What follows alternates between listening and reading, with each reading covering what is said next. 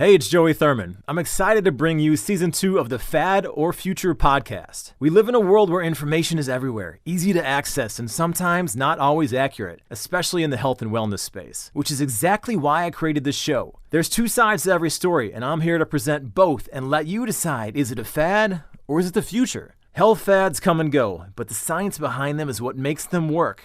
Or fail. I'm bringing the experts to you and putting the facts on the table so you can decide how and where to put your efforts into your own personal health and wellness journey.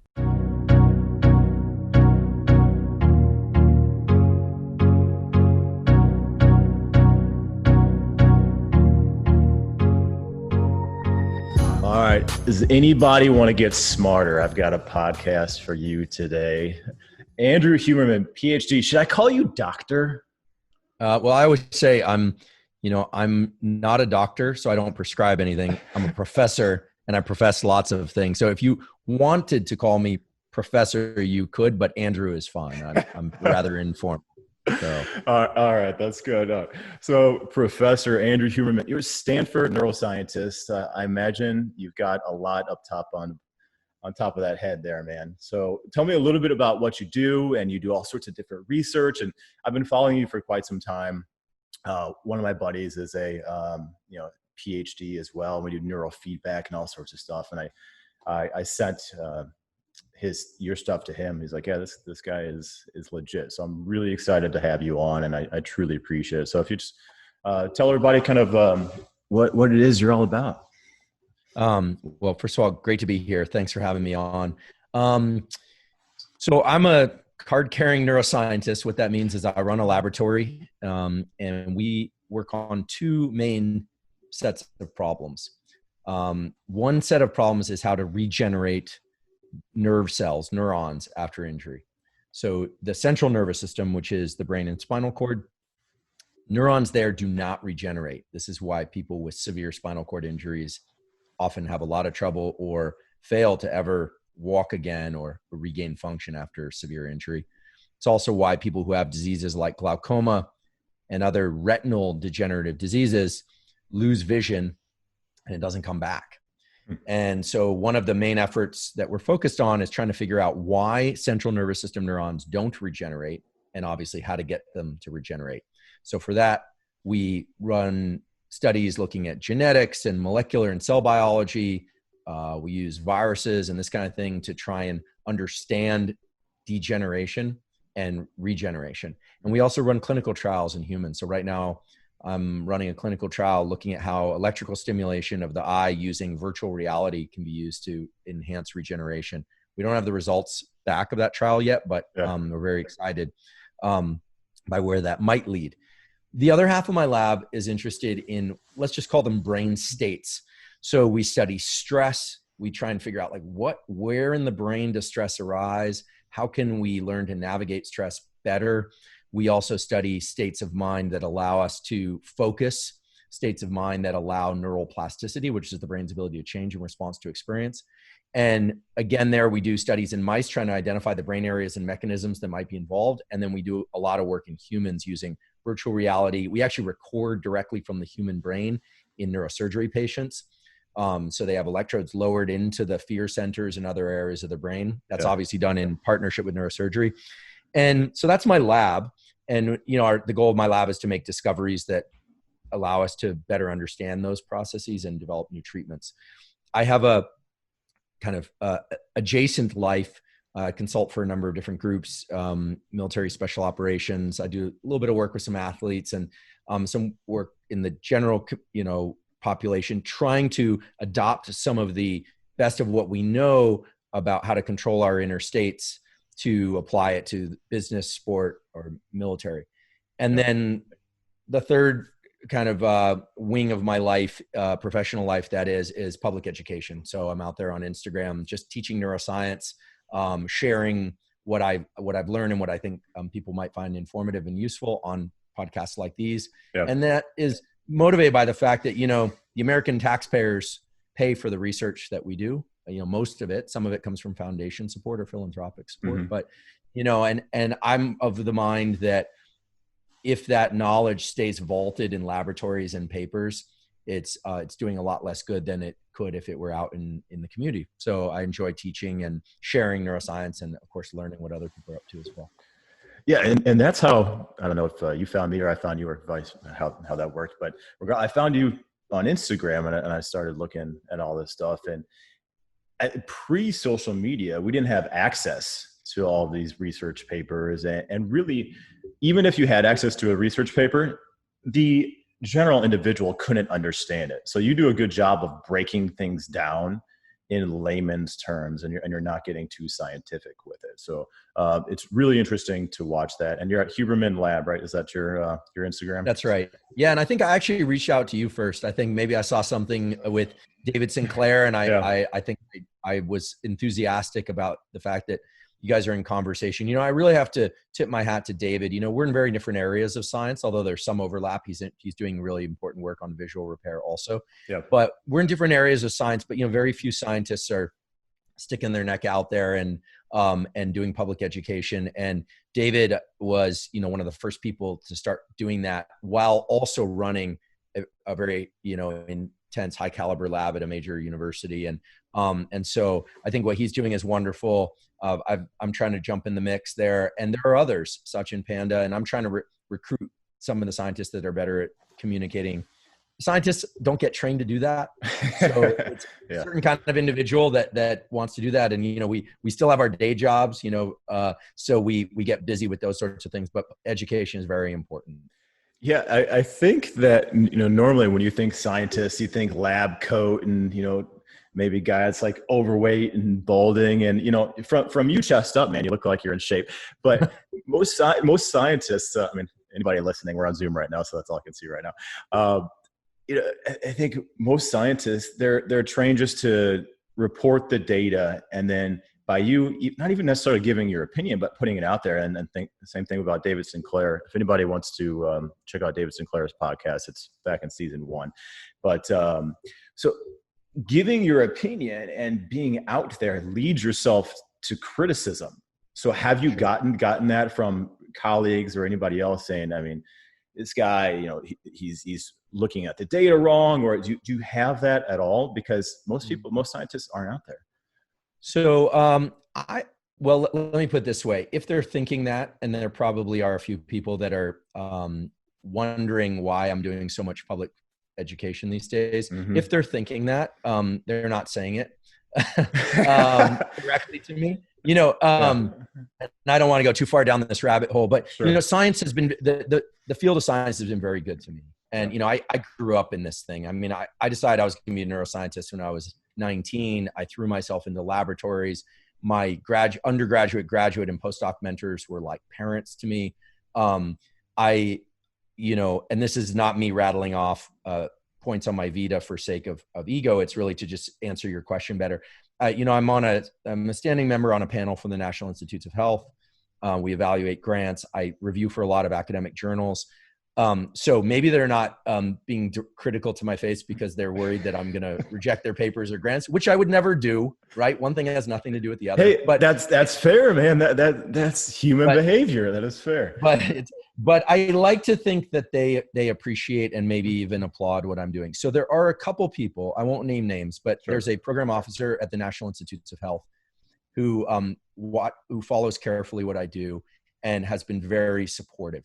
I've got close contacts at the major scientific journals, in particular Cell Press and some of the Nature journals that have been, at least verbally to me, they said it's great, and because when people publish a paper, so let's say this week a paper comes out about, let's say Alzheimer's, an important discovery in Alzheimer's. Yeah. The news might pick up on that press release and they might put a little article, and it's always the same thing. It's like, this work was done in mice, and people they're cautiously optimistic about what might happen in 10 years. They've been saying that 10 years thing for the last 30 years. Right. So there's an important gap that needs to be filled where people that are very scientifically literate, or people like me who don't work on Alzheimer's, can pick up the phone and call one of the authors of those papers, or maybe I know them already, and get the download about what those people are doing for themselves, even if the stuff hasn't already moved through FDA trials, or whether or not they're cautiously optimistic or more pessimistic.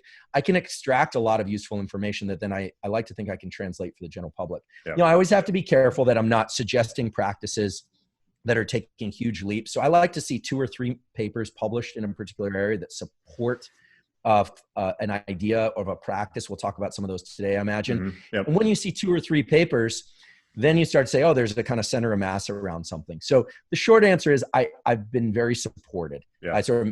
And Stanford in particular has been wonderful. Stanford Med, because I'm on the medical school side, has social media pages. They've reposted some things I've put up. During COVID in particular, at the onset of COVID, they were very encouraging and supportive in helping spread some of the information from my lab about stress mitigation. And this was never really advertised, but a group at Harvard in the molecular and cellular developmental biology department reached out to me and one of my collaborators from former military special operations. We were giving talks to some of the leadership there about how to navigate stress in groups and in teams by combining science and by combining some of the lessons learned from military. So the academic community has found itself to be very, in the same position everyone else is right now. It's not like the people researching COVID aren't worried about COVID. If anything, they're probably more stressed because they have all the inside ball. Right. So the bottom line is I've felt great support. As I, of course, have to maintain my grants and my scientific duties, and that's a big time balance issue for me. But I would say that people have been very supportive. The other thing is I don't have a company. I am working on a book that'll be out next year sometime. But I'm not out there promoting a product. So I'm translating information, and I would hope that if I got anything wrong, or that if I put something in a context that people didn't feel comfortable with, that they would talk to me about it. Scientists are used to telling each other that we're wrong all the time. That's basically what we do for a living. So anyway, that I've felt great about it. And I will just finish by saying this. I've had wonderful mentors, but unfortunately all 3 of my scientific mentors died very young of unfortunate causes. And so I'm almost 45 years old. I learned by watching that example. You can't wait. If you think that the science you're doing or the message that you want to bring to the world you should wait to bring that to the world, you don't know when that bus is coming. You don't know when the reaper's coming. And I don't have a dark outlook on life, but I've seen just how quickly that bus can hit. And there's no last year of writing your book, you're going to do it in your last year, or getting out there on social media. So when my 3rd mentor in a row died young, I just decided, you know what, that's it. I'm going to start doing what I believe should be done here. And I'm going to do it in the most rigorous and ethical way that possible. But I'm not going to pull back because I'm worried about what people might be saying behind my back. Also, if they want to talk to me to my face, I'm always happy to have a friendly conversation about it. I'm not scared of many people. Certainly the people I'm afraid of, most of them are not scientists, but they're, bring it. We're going to have a scientific battle 101. Scientists are we argue with words, and there's some very smart people that will point out your flaws if you're not on your game. So it's good to have that sense that you have to be careful. Yeah, that's fair. And I think that's good advice for anybody. People always say, if this happens, then my life's going to be better, and waiting for things. And I read a book years ago. I don't remember the author, but it was Ready, Fire, Aim. And basically the whole premise is everybody waits until their website's perfect, their life's perfect, their finances are perfect. And sometimes you just need to fire and then aim where you're going after that. So I think that makes a lot of sense. And that's good life advice, whether you're looking at the brain or you're just trying to look at it for business advice. All right. So I got some protocol sent to me from you. So I'll touch on it real quick. So breathing routine, sleep routine, and visual tactics and brain optimization. So I want to talk about, and as part of this podcast, I try to do everything. And obviously, with COVID, I can't do anything in person, but these were things that I was able to do. So breathing routine and calming the central nervous system. You have to do double inhalations through the nose and extended exhale, especially when working out, 2 to 3 cycles, repeated 1 to 3 times between sets will help with heart rate variability. Can you talk a little bit about that? And one, I did it, and it actually does work, because I'm in fitness and nutrition, and I would like to think that I know how to breathe, but we're very shallow breathers, and being conscious of this in between sets and working out or sprints really did help bring this sense of calm and recovery to me. Yeah. So my lab's been focusing on how respiration impacts states of mind. And when we say states of mind, I mean the brain, right? Mm-hmm. I use brain and mind mostly interchangeably. In fact, there's a study that we're doing right now, we meaning me and a guy named David Spiegel, who's in our Department of Psychiatry, he's a professor and MD there, looking at how different patterns of breathing impact brain states. Why breathing? Well, the diaphragm, which is skeletal muscle, unlike other organs, it's skeletal muscle, just like a bicep or quadricep, can work involuntarily. You're breathing all day, you're probably not thinking about it most of the time, and while you sleep. But you can take conscious control over that diaphragm through a nerve pathway called the phrenic nerve, P-H-R-E-N-I-C, phrenic. How fast that diaphragm moves signals to your brain how alert your brain needs to be.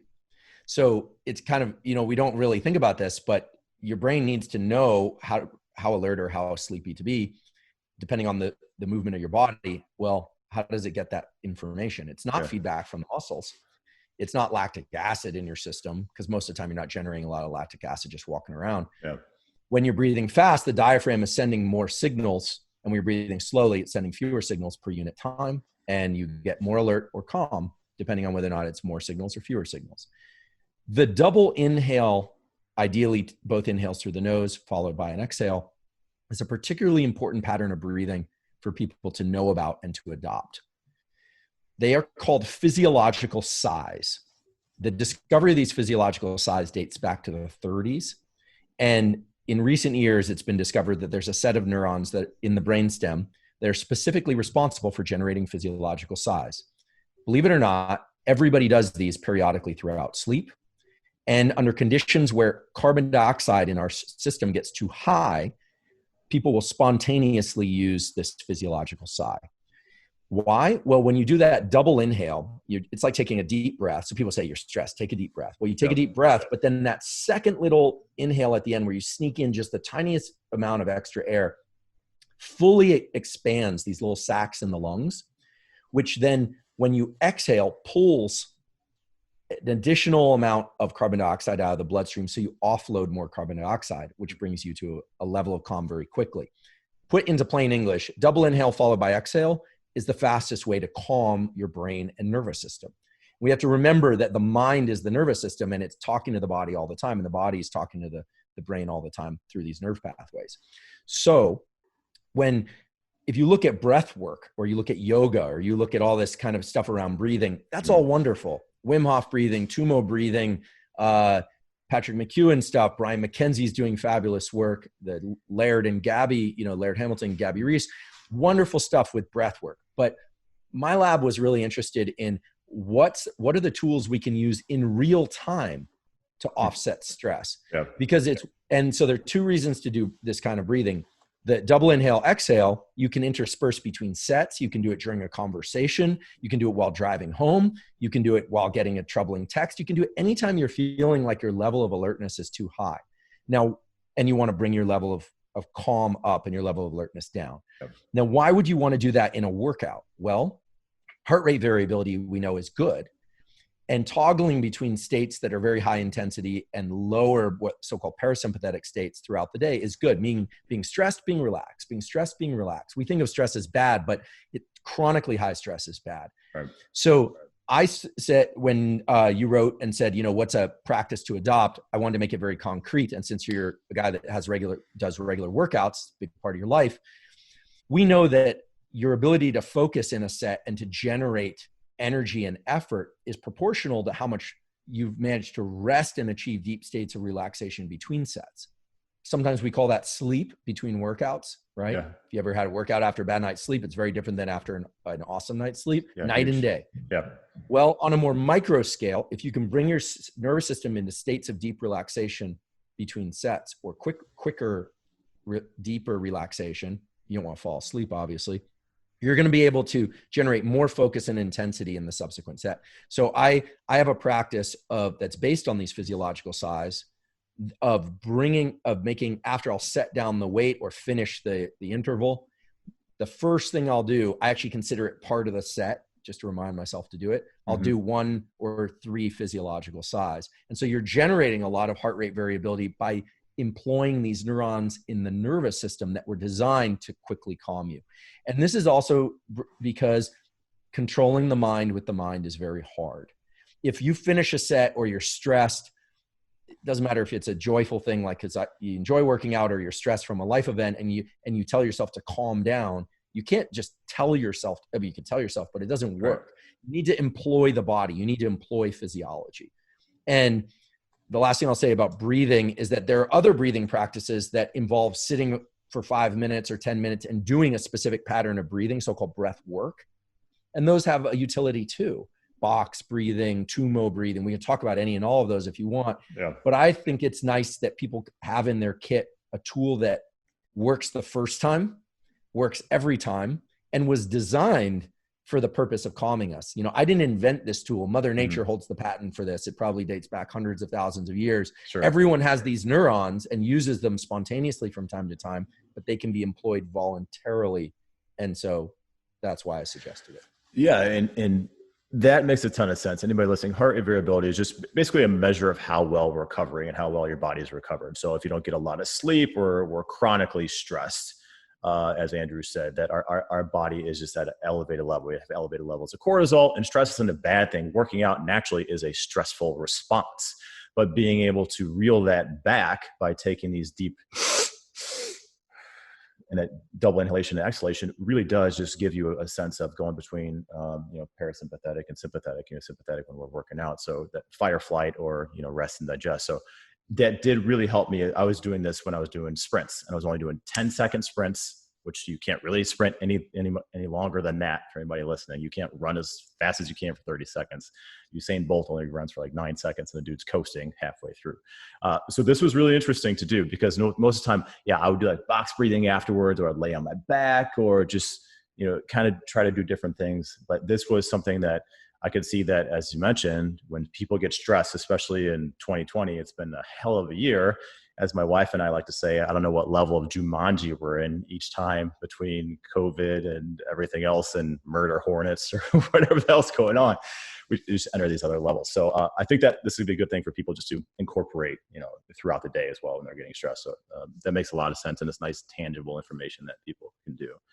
Now, besides that, you also, another thing that I practiced that I started getting into was a lot of meditation, but you sent me just basically yoga nidra, and where it's 10 minutes. Mm-hmm.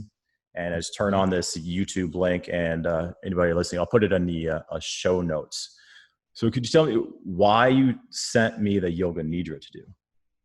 Yeah. So there are a couple practices that are grounded, again, in kind of laying back to our earlier conversation about rigor, that are grounded in the publications of 3 or 4 or more very high quality peer reviewed papers. And the physiological size have support from a number of papers over decades.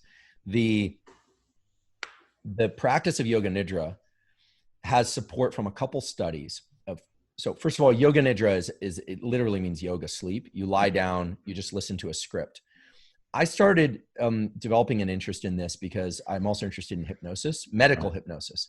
My colleague David Spiegel is the world expert on medical hypnosis for pain management, trauma, et cetera, smoking cessation.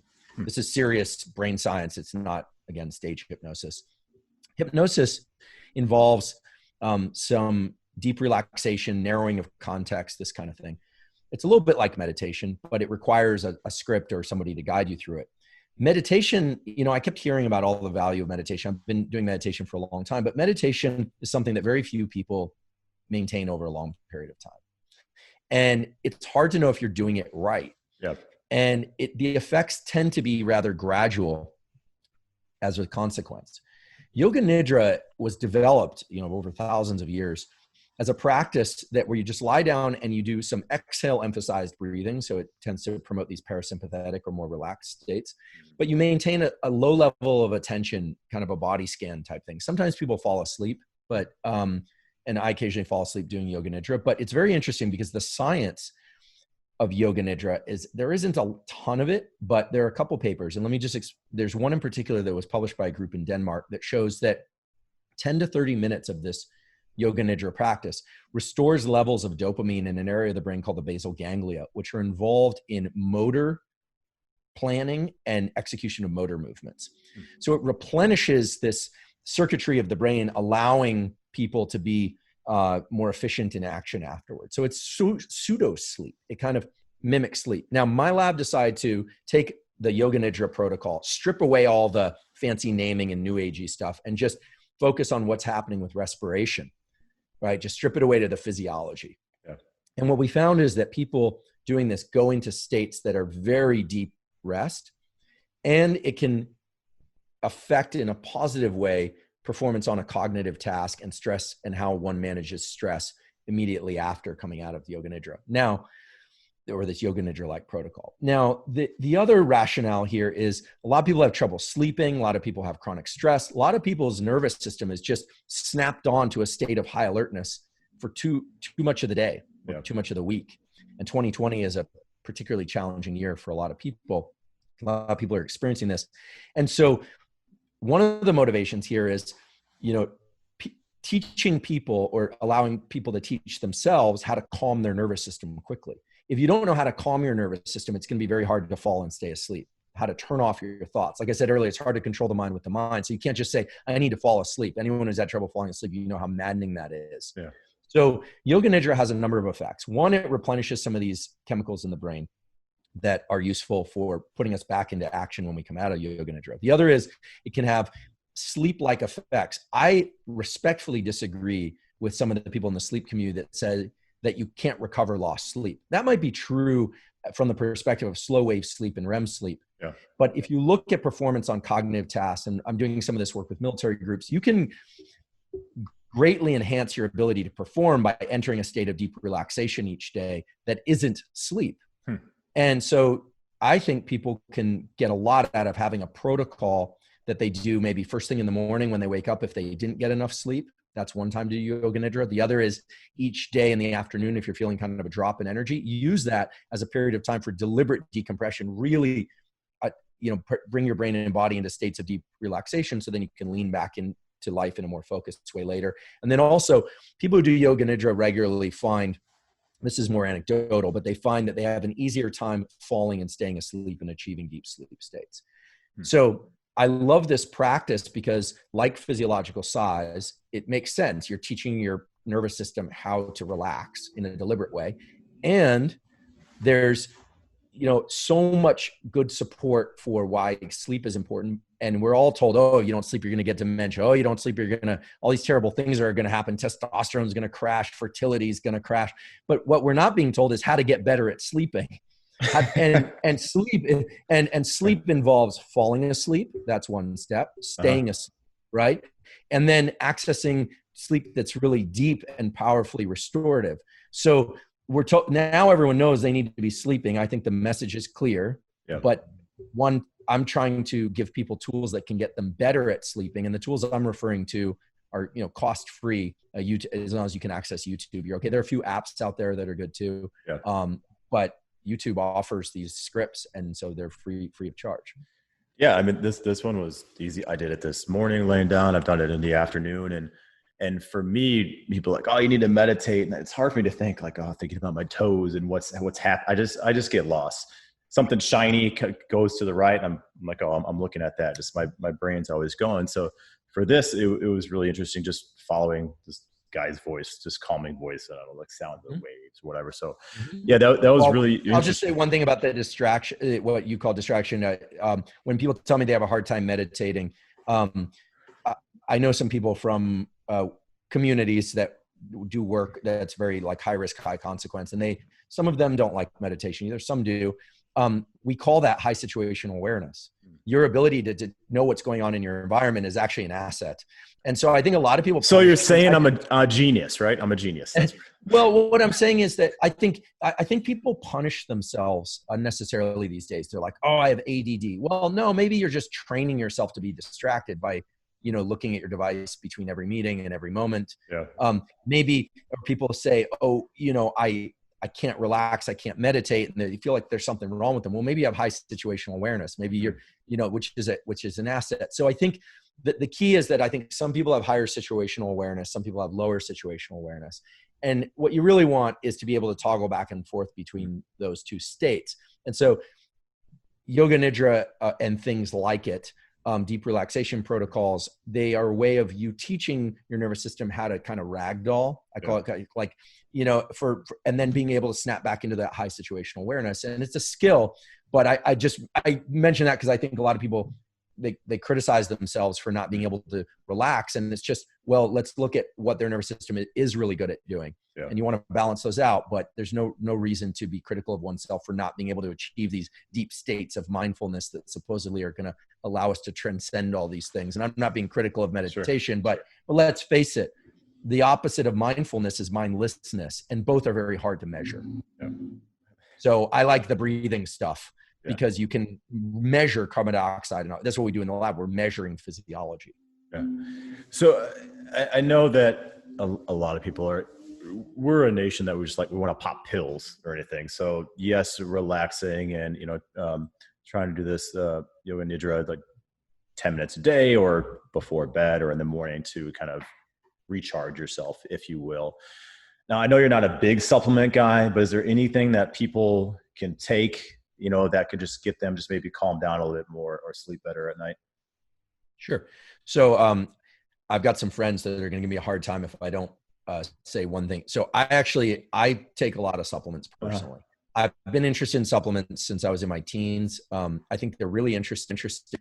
Obviously, you need to embrace them if you choose to with some skepticism about most and some caution, right? Yeah. So again, I'm not a doctor. I don't prescribe anything. And I want to just say that anything I'll talk about with supplements, I want to put a box around that and just make it clear that that's not related to the work that my lab does. Right. This is information that I think I'm in a good position to vet based on experience and the ability to read papers and scientific data. But I want to put a box around that. The other thing I want to do is I want to make sure everyone has access to a resource that I wish I had invented called examine.com. This is a beautiful website, a not-for-profit website created by some kid actually, where you can put in any supplement and it takes you to what's called the human effect matrix. The human effect matrix is a link to, it shows all the different effects of a given supplement. So let's say you put in magnesium. Yeah. It will show you the number of arrows up or down for the effects on blood pressure, sleep, exercise performance, et cetera. But it will also show you where the study was done. And was it in postmenopausal women? Was it done in rats? Were those rats, a genetic mutant of a demented rat? Was it, so you have links to all that stuff, and they're not selling anything there, which is wonderful. So I've never met this kid, but I adore him and what he did, because this is such a resource and everyone should know about it who's thinking about supplementation.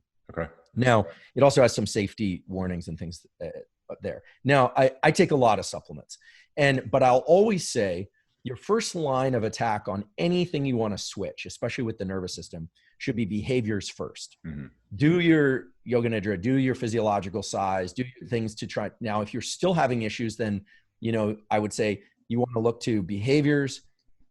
Then nutrition is obviously very important. Mm-hmm. I mean, you can't. So for instance, if people are having trouble sleeping, one simple thing, this isn't glamorous neuroscience, but there's actually a nerve connection from the bladder to the brainstem that will wake you up when your bladder reaches a certain level of full. Literally. This is why in the middle of the night, people get up to urinate. That pathway is not developed in young kids, which is why they pee their bed.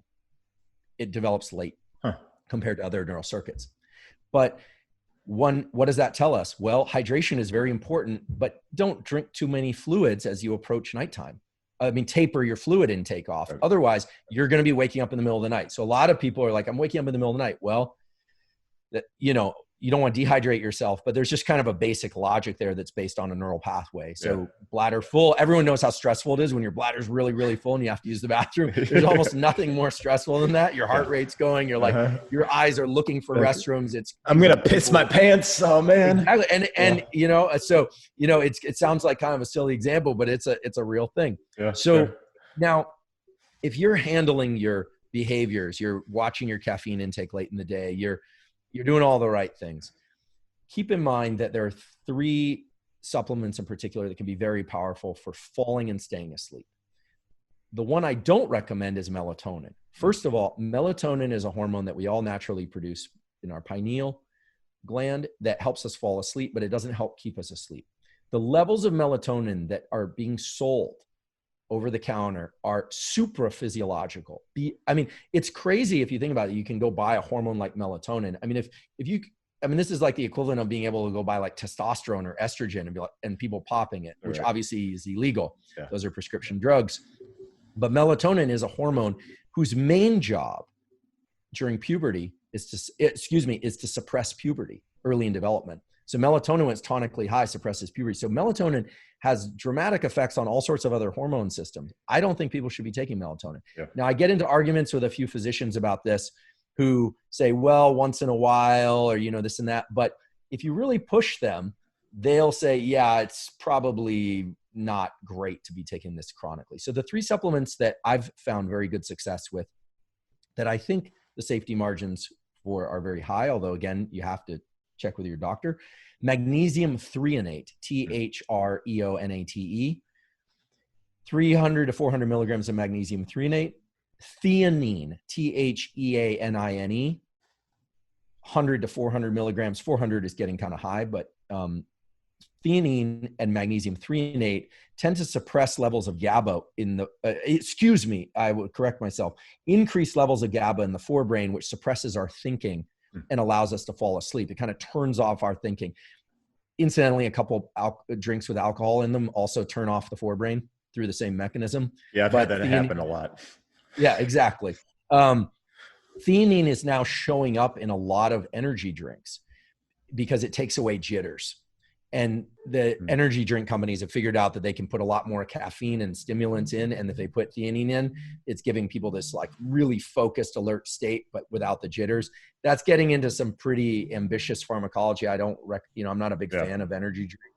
Most have a lot of stuff that can have bad effects on vasodilation and microcapillaries. We could talk about that as well. But there's a third supplement that's quite useful for sleep, and that's apigenin, APIGENIN, which is a derivative of chamomile. Those 3 things, magnesium threonate, apigenin, and theanine, in a combination can be very helpful in falling and staying asleep and maximizing slow wave sleep, which is the really deeply restorative sleep. Now, just a little warning, apigenin is a pretty potent estrogen inhibitor, which for men can be good. For women, often can be bad.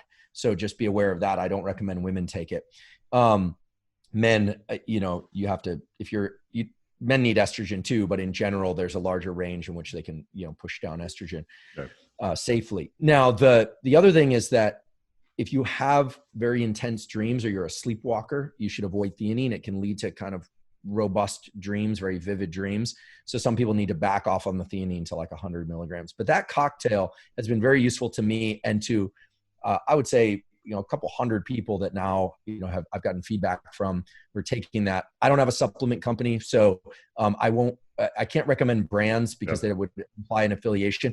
But I will say this: I think they're all more or less equivalent if you get them from any kind of reliable source. I would shop for price, and fortunately, they're reasonably priced.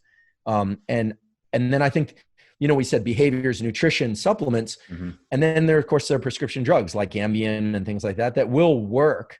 But my preference for myself is to look towards things that are non-prescription and safe and work up the ladder that way and really find the sweet spot. And those have radically transformed my relationship to sleep. I fall asleep very easily. Yeah. I achieve deep sleep, and my sleep is very restorative. And I take vacations from those supplements every couple days or a week or so. I'll maybe take a day or 2 off just to make sure I'm not dependent on them, and I'm fine.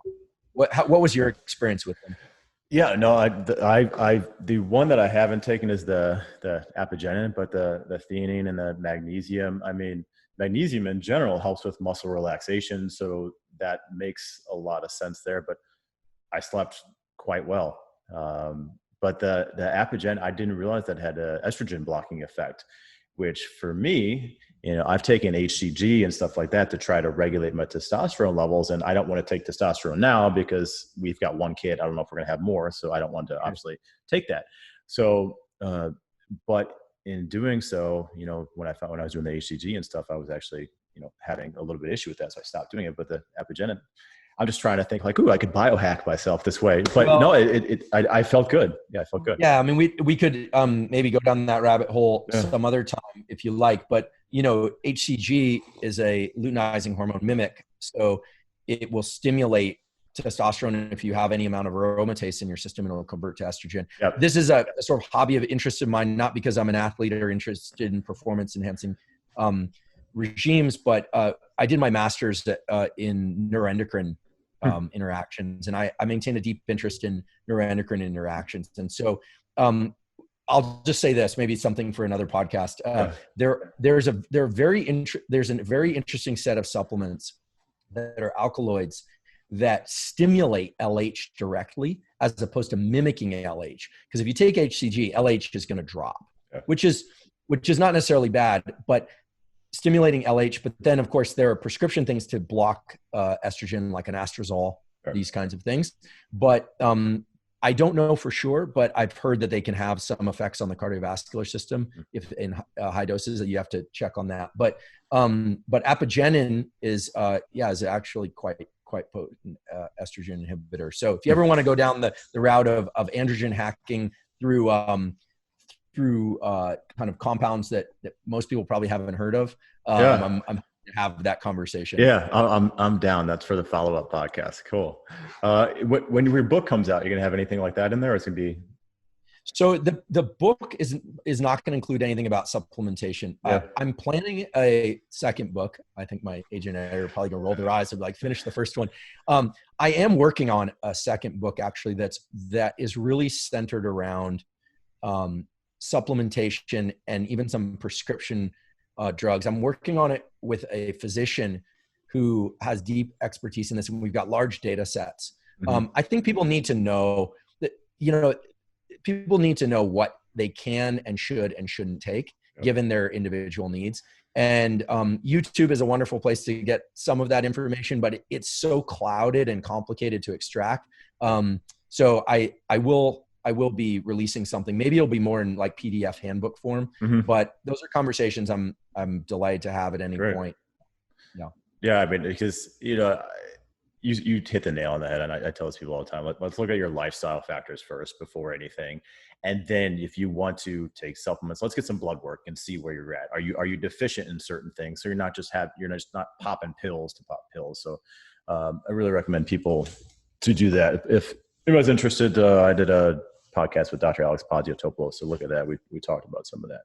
All right. So let's talk about blood work is really important. I've started using Inside Tracker to check my blood work, and it's like I just don't understand why people don't get blood work done. They've made it really easy now. They come to your home, and and there are other companies too that I just mentioned that because that happens to be the one that I use. But it's so nice to have genetic and endocrine and metabolic data, so you can kind of figure out what you're doing right and what you're doing wrong. Yeah, actually, Inside Tracker. I interviewed Gil, the CEO, about that. So if you guys want to go back and look at that, that was all about my inner age. I think I was like 11 years younger. So I was like, all right, I think the max I could be 12 years younger. And I was really pissed off that I wasn't the max. So, well, I don't want to take us off track, but what's one thing to think about, since we're talking about androgens and hormones, and we're talking about age, I haven't asked David Sinclair about this, but I've been dying to ask him, if you look at development and aging, the fastest period of aging that we go through at any point is puberty. And so a lot of people taking TRT or hormones that bring about more vitality, you're getting a sort of second puberty, right? Depending on the levels and patterns. And so then we act surprised when, people who are taking high levels of androgen are getting issues. And there's a lot of people trying to protect, it's not, it actually helps the prostate. No, it doesn't. Yes, it does. These kinds of things. But let's face it, the puberty is a rapid acceleration of aging. And so if you reintroduce another one of those through androgens or other hormone therapies, that has to be balanced, I believe, by some other considerations. And so this is actually something that I'm trying to acquire data on. And I'm talking to colleagues who work on neuroendocrinology and puberty in particular and its relationship to aging. So avoiding TRT or taking TRT might be impactful for the aging process. Yeah, that's a really good point. I mean, when you put it like that, and just kind of layman's terms, it makes a ton of sense. But yeah, I mean, some people that getting really exhausted and they feel like, or if they get like a prostate removed or something, then they got lower testosterone levels, and taking that, I could see how it could help. But at the same time, that's a very valid point about the acceleration in aging. Maybe there's something where you could do some sort of fasting protocol with that. So you're vitality and longevity are not perfectly aligned, yeah. right? They're somewhat orthogonal to one another. And so I think that's important and David obviously is the expert on this. So I'll stop there. Cool. All right. So let's work on some brain optimization. I know you're a busy guy, so I'll let you go here soon. But now, viewing the sun early in the morning, 2 to 10 minutes with no sunglasses, overcast, and horizon gauging. How is this going to help with brain optimization? Yeah. So it's very clear. All right. So without doing a total deep dive in circadian biology, every cell in our body has a 24-hour clock that's regulated by genetic mechanisms and cellular mechanisms. Every cell, right? There's no escaping this. And it's not a coincidence that the earth spins once about every 24 hours. Okay. So there's a strong evolutionary drive for us to obey circadian principles and biology in our behavior, in our sleep patterns, in our food intake, et cetera. So the main way in which our body and nerve cells and liver cells and gut cells know what time of day it is by the rising and setting of the sun. And it's not consciously perceived. It's not like you say, oh, there's the sun. I see the sun there it's setting. There's actually, in a subconscious way, there's a specific set of neurons in the eye called Melanopsin ganglion cells. These were cells that were discovered by a guy at Brown University named David Burson. These cells perceive the particular, they are activated by the particular wavelengths of light created by low solar angle when the sun is low in the sky and when it's setting again low in the sky. So rising and setting, the low solar angle. When it's directly overhead, high solar angle. So what's interesting about this is that these cells, when activated, send a nerve pulse to a set of neurons that sit right above the roof of your mouth called the suprachiasmatic nucleus. Those cells secrete a bunch of things into your body and organize the timing of all the cellular processes, all the cellular processes in your body. Now, it's not like your liver cells need to be active at the same time as your heart cells. Your heart has to be active 24 hours around the clock. Mm-hmm. Your gut has to do its thing at a particular time. So think of your body kind of like a factory, and every portion of that factory needs to do different things at different times a day. When you view the morning sun, it doesn't have to be right as the sun crosses the horizon. It can be, I would say view sunlight within an hour of waking up, ideally within the first 15 to 30 minutes, but within the first hour of waking up. Ideally does this work through a window, or does it have to be? It works through a window. Okay. It is best if you can get outside. It's okay. best if you take sunglasses off. You do not need direct light coming into your eyes. It can be reflected off things. So if you're on a snowfield in winter, you need, without sunglasses, probably only take 30 seconds to trigger activation of these cells. A densely overcast day in the depth of winter in Scandinavia, you might actually have to get an artificial light that mimics sunlight in order to stimulate these high levels of activation. A couple of things happen when you get morning light. And of course, never look at any light that's so painful it's hard to look at. Because you can right. And we haven't solved the retinal regeneration thing yet. So yeah, that's not a good idea. Don't do that. But on cloudy days, there are a lot of photons, a lot of light energy coming through. Okay. There's still a ton of light coming through compared to artificial light. Early in the day, you need a lot of bright light to trigger this mechanism. The irony is that in the middle of the night, you need very little light to trigger a separate mechanism that we'll talk about that's actually very bad. So when you view morning light in this way, and if you wake up before the sun, turn on artificial lights, but when you view morning light in this way, it triggers activation of the cortisol pulse, which is a healthy pulse of a hormone that puts your system into a general state of focus and activation for the day. It also sets off a timer of about 16 hours that runs down. And after that 16 hours, the melatonin pulse starts coming up. So that melatonin is going to put you to sleep. The cortisol is going to help you move through your day. It's also going to protect you against infection and things like that. Not every infection, but it's going to enhance the immune system. A lot of people don't know this, but stress hormones in the short term actually enhance and invigorate the immune system. This makes sense. If you've ever been working really hard and then you stop and rest, you get sick when you rest, not when you're in full states of getting after it, so to speak. Because in times of famine or times of lack of food, you need to be able to move and find things and support your children and do all these things. You couldn't afford to get sick. So the nervous system recruits the immune system. So if there were one practice that I could recommend to everybody, it would be get light in your eyes early in the day. Ideally, you get a little bit of light in your eyes in the evening as the sun is setting, because the more cues that you can give your brain and body about time of day, where you are in that 24-hour spin of the earth, the better. But the one that's really important is that morning light viewing. Most days, if you miss a day, fine, but don't just dive into your screen first thing in the morning. And people say, well, wait, but the screen and the lights in my house are really bright. But early in the day, you need really bright light, and there's nothing like photons from sunlight. In the nighttime, between the hours of 11 p.m. and 4 a.m., it's a different story. The retina and these cells becomes very sensitive to light. And if you view light of any color that's too bright, not just blue light, well, people kind of demonize blue light, but bright light of any color, what ends up happening is there's a pro-depressive circuit that's triggered. There's a brain area called the habenula, Habenula, that sends a signal to the dopamine system that suppresses levels of dopamine, and now has been shown in 3 studies to lead to depressive symptoms, lower mood, and defects in learning and memory in the days that follow. Now, if you go to the bathroom in the middle of the night, or you flip on the lights once in the middle of the night, not a big deal. But if you're up in the middle of the night looking at screens or watching Netflix or looking at your phone, you are severely dampening levels of these neurotransmitters and neuromodulators and hormones that make you feel good in the subsequent days. And it's a slow effect, but it's a real effect. So put simply, view light early in the day and throughout the day if you can. In the evening would be great too. And then avoid bright light in the evening and at night. And really from 11 p.m. to 4 a.m. If you need lights, turn them down dim. Place them low in your physical environment. Overhead lights trigger these cells more than lights lower in the environment. Yeah. And some people really take this to the extreme and they turn their house into a cave, or they put on red lights. I don't think you need that. Yeah. But if you're having sleep issues, this is probably the most important set of things that you can do to realign those cortisol and melatonin rhythms. And there are great papers. There was one published in Cell Reports.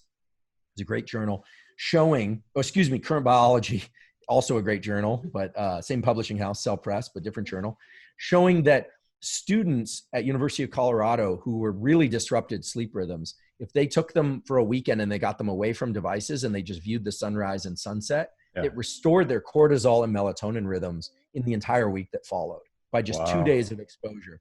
So this is a real thing. And look, dopamine, feelings of well-being, mood, affect, offsetting depression, or if in the case of viewing light at night, triggering depression. And this is serious stuff.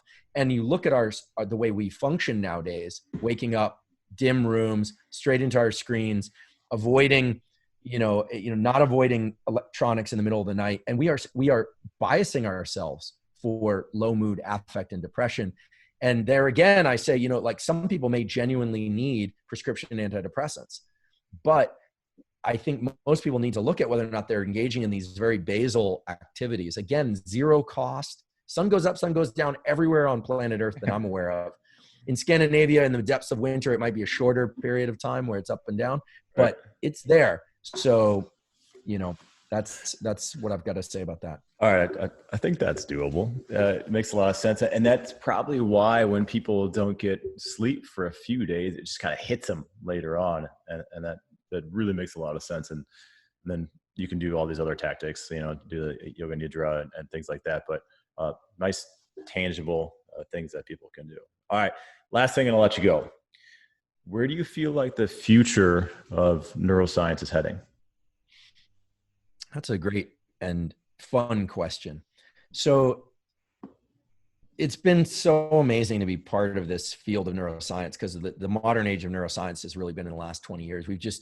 It's very clear that we all have these brain circuits. That's not going to be like one brain area that causes fear, or one brain area that causes creativity. It's circuits, just like keys on a piano. Play them in different order with different intensities, you get different songs. Play different brain areas in different order with different intensities, you get different states of mind and thinking patterns and so forth. We are getting to the point now as a field where we can so-called read from the brain very well, meaning we can monitor the activity of neurons. We're kind of reading what's the activity patterns in these neural circuits. Yeah. fMRI, CAT scans, PET scans, dense electrode recordings, etc. The future of neuroscience is writing to the brain. It's taking those signature patterns, like the notes on a page that lead to a particular piece of music, and saying, well, what would happen if we took those notes and tweaked them a little bit and put them back in? So we're now going to start writing to the brain. And the ways to write to the brain require that we non-invasive tools, things like transcranial magnetic stimulation. You can put a coil on somebody's head and block the activity of a particular brain area. It's actually pretty eerie. I've had this happen where you're tapping your finger. Don't do this at home. This needs to be done in a lab, the right lab. Yeah. You're tapping your finger and all of a sudden it's frozen and you're like, oh my goodness. Or they'll move that coil and you'll start tapping faster and you can't even control it. And you're like, wow, it's really coming from the brain. And we knew that, but it's another thing to experience it. So writing to the brain with precision. There are tools coming out like ultrasound, which will allow not just blocking brain areas through the skull, but activating specific brain areas. And then there are the things like Neuralink, and Elon Musk has been, out there in the world talking about, wiring electrodes through the back of maybe a little hole in the skull behind the ear to write, and affect neurons in direct ways. I believe, and I have reason to believe, that most of the writing to the brain that's going to be done is going to be done for clinical purposes first. Treatment of movement disorders like Parkinson's and Huntington's and things like that. Yeah. We are some time away from non-invasive devices for recreational use. Now, there are things out there like Halo, that are grounded in some good research science. I know those guys. I don't have any affiliation to them, but putting something on your head to stimulate neurons, it's grounded in the right logic. The issue I have with it, not Halo, but all devices like that, is the spatial precision isn't that great. What if the headset is tilted this way or that way? You're talking about motor cortex, that's this, centimeter big, and what are you doing, and is important. But look, people are exploring this. People are going to continue to do it. So what does the future hold? Highly precise writing to the brain, not just reading from the brain. And the psychedelic movement, if there is such a thing, the kind of modern psychedelic movement, not the one in the 60s, but the one that was happening up until COVID hit, where everywhere in the media, it seemed like people were talking about psilocybin, ayahuasca, LSD, microdosing, all that kind of stuff. That to me was saying, look, people are interested in how the brain can be modified. And they were looking to books like Michael Pollan's book, How to Change Your Mind, and chemicals to access those plasticity states. But what all that leaves aside is, what exactly are the changes we're trying to create, right? I'm not here to say that psychedelics are good or bad. I do think they need to be used in a clinical setting, or, hopefully, they're illegal for one, but but even if people are using other routes to get to them, I think they need to ask themselves, what are you really trying to write into your brain? What are you trying to create? And I think the future of neuroscience is highly precise writing to the brain to create minds that function better, and hopefully that are benevolent and treat each other better. I like the idea of enhancing empathy. I like the idea of improving our species in the right direction. As soon as you talk about writing to the brain, people start thinking about cyborgs and rage and killing and destruction. And sure, it could be deployed for that, but there are also a huge number of ways in which writing to the brain in these very precise ways could be deployed to help mental disease, to help schizophrenia, movement disorders, bad thought patterns, trauma, and to create more benevolent beings. And if this sounds crazy, think about this. If every other aspect of our biology is limited, like I can't fly, so they invented these things called airplanes that allow us to travel further distances. Humans have always looked to technologies to take our biology where it couldn't go on its own. And this is going to happen. It's happening now. And I trust, I'm an optimist, but I trust that on average, it's going to be used to greatly evolve our species for good.